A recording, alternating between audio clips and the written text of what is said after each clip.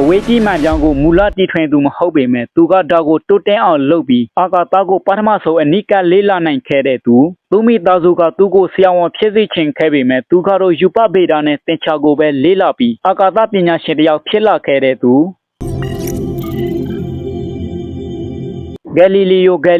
1564ခုနှစ်ဖေဖော်ဝါရီလ15ရက်နေ့မှာအီတလီနိုင်ငံပီဆာဆိုတဲ့မြို့လေးမှာမွေးဖွားခဲ့ပါတယ်။ဖခင်ဖြစ်သူကဂီတပညာရှင်တူဖြစ်ပြီးအစဉ်အလာဟောင်းများကိုမေကွန်ထုတ်တတ်တဲ့စိတ်ဓာတ်ရှိသူဖြစ်ပြီးဒီစိတ်ဓာတ်ကဂယ်လီလီယိုထံကိုစီးဆင်းလာခဲ့တယ်။ဖခင်ကသူ့ကိုဆရာဝန်ဖြစ်စေချင်လို့ပီဆာတက္ကသိုလ်မှာဆေးပညာသင်ယူစေခဲ့တယ်။ဂယ်လီလီယိုကတော့သင်္ချာနဲ့ယူပဗေဒပညာရပ်များကိုပိုမိုဝါသနာပါသဖြင့်ဆေးကျောင်းမှာထွက်ခဲ့တယ်။သူငယ်စဉ်ကချားချကျောင်းအတွင်းမှာလွဲနေတဲ့မိအိကိုကြည့်ပြီးချိန်သီးတစ်ခုရဲ့လွဲချိန်ဟာချိန်သီးရဲ့အကွာဝေးဖို့မှမူတည်ခြင်းမရှိပဲတူညီနေတာကိုသတိပြုမိခဲ့တယ်။အလေးချိန်မတူညီတဲ့အရာဝတ္ထုနှစ်ခုကိုအမြင့်တစ်ခုတည်းကနေအပြိုင်တည်းချရဲ့မြေပြင်ကိုတစ်ချိန်တည်းရောက်ရှိတဲ့ဆိုတာကိုပီဆာရှိစောင်းနေတဲ့မျိုးစင်ကြီးပေါ်မှာစသတ်ပြခဲ့တယ်။1609ခုနှစ်မှာဒတ်ချ်နိုင်ငံကမြင့်မားလုပ်ငန်းရှင်တွေဖန်တီးထားတဲ့ Spike Glass ဆိုတဲ့မှန်ပြောင်းအကြောင်းကိုကြားသိပြီးသူကဒီဒီဇိုင်းကိုပြန်လဲတိုးတက်အောင်မှန်ဘလူးတွေကိုပိုကောင်းအောင်ပြန်တတ်ဆင်ခဲ့တယ်။ချဲနိုင်စွမ်းကိုလည်းတိုးမြင့်ခဲ့တယ်။ဒတ်ချ်လူမျိုးတွေကမှန်ပြောင်းကိုသုံးဆလောက်ပဲချဲနိုင်တာများပါတယ်။ဂယ်လီလီယိုကတော့သူ့ဘာရှင်ကိုအစား20ကျိုးလောက်ထိချဲနိုင်အောင်လှုပ်ဆောင်နိုင်ခဲ့ပါတယ်။လမ်းမျက်နှာပြင်ကချုံမွေ့ခြင်းမရှိပဲတောင်တန်းများနဲ့ကြိုင်ဝမ်းများရှိကြောင်း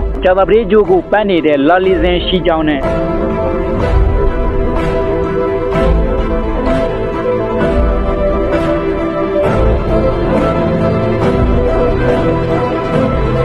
တောက်ကြကြိုရဲ့အလဲအမောင်အဆက်ဆက်ပြောင်းလဲဖို့တွေကိုတွေးရှိခဲ့တယ်ဒီ telescope ကြောင့်လူတွေအရင်ကယုံကြည်ထားတဲ့ကမ္ဘာကဆက်ကြောက်လာရဲ့ဗဟိုဆိုတဲ့အယူအဆကိုစိတ်ဝင်စားစရာပြောင်းလဲစေခဲ့ပါတယ်ဒီတွေးရှိခြင်းများဟာကမ္ဘာကဆက်ကြောက်လာရဲ့ဗဟိုမဟုတ်ပဲနေကဗဟိုဖြစ်ပြီးကမ္ဘာအပါဝင်ဂျိုးတွေကနေကိုလည်းပန်းနေတဲ့ဆိုတဲ့အယူအဆကိုထောက်ခံခဲ့တယ်ဂယ်လီလီယိုရဲ့တွေးရှိခြင်းများဟာအခေကကက်သလစ်အသင်းတို့ရဲ့အယူအဆများနဲ့ဆန့်ကျင်နေတဲ့အယူအဆတစ်ခုဖြစ်တယ်1633ခုနှစ်မှာရိုမာရှိဆက်ဆက်ရေးပွဲရဲ့စီရင်ခြင်းကိုခံခဲ့ရတယ်သူကိုအသက်ရှင်လိုပါကမိမိရဲ့အယူအဆများမာယွင်ကြောင်ဝန်ခံဖို့ချိတ်ချောက်ခဲ့တဲ့ဖြင့်လူသိရှင်ကြောင်ဝန်ခံခဲ့ရလဲသူတိုးတိုးလေးရေရောက်ခဲ့တဲ့စကားကကဘာမြေကတော့လက်ပန်းနေစေပဲဂယ်လီလီယိုကသူ့ရဲ့နောက်ဆုံးလက်ကျန်ဘဝတဲ့တန်းကိုနေအိမ်အကျယ်ချုပ်ဖြစ်ကုတ်ဆုံးခဲ့ရပြီးမျက်စိကွယ်သွားသည့်တိုင်အောင်သိပ္ပံစာအုပ်များကိုဆက်လက်ရေးသားခဲ့တယ်။သူက1640ခုနှစ်ဇန်နဝါရီလ10ရက်နေ့မှာကွယ်လွန်ခဲ့တယ်။သူကွယ်လွန်ပြီးနှစ်ပေါင်း350အကြာ1992ခုနှစ်မှာပုယဟမင်းကြီးဒုတိယမြောက်ဂျွန်ပိုးကအသင်းတို့အနေနဲ့ဂယ်လီလီယိုကိုစီရင်ချက်ချမှတ်ခဲ့ခြင်းမှာမာယွင်းခဲ့ကြောင်းတရားဝင်ဝန်ခံခဲ့တယ်။